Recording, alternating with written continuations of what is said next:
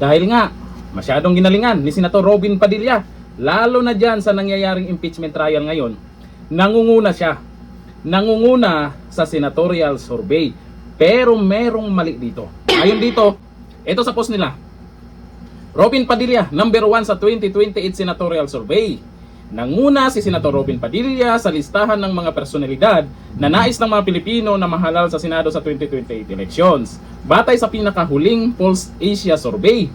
Kasunod ni Padilla, sina Pasig City Mayor Vico Soto, Senador Rafi Tulfo, Senator Alan Peter Cayetano, Senator Laurel Legarda at dating Senador na si Manny Pacquiao.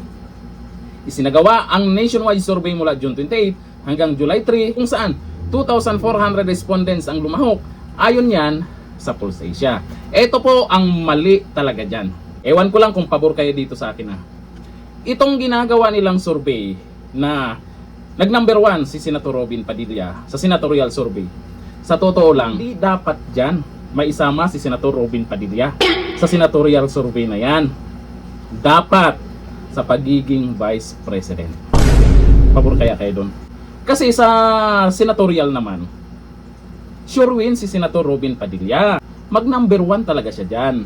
Ngayon, ito ang dapat nyong ilabas na survey sa pagiging Vice President. Kasi sa pagkapangulo, naghihintay pa tayo kung ano yung magiging resulta dito sa panggigipit nila kay BP Sara. Tayong mga naniniwala sa kakayanan ni Senator Robin Padilla, huwag tayong pumayag na hanggang senator lang. Kasi nilalang siya ng nilalang ng mga ayaw sa kanya. Pero tingnan nyo naman yung pinapakita niya sa Senado, itong senatorial survey na to. Sus, itatanim lang sa utak ng mga tao na si Senator Robin Padilla hanggang dyan lang. Yan naman yung mga naririnig natin sa mga ayaw sa kanya.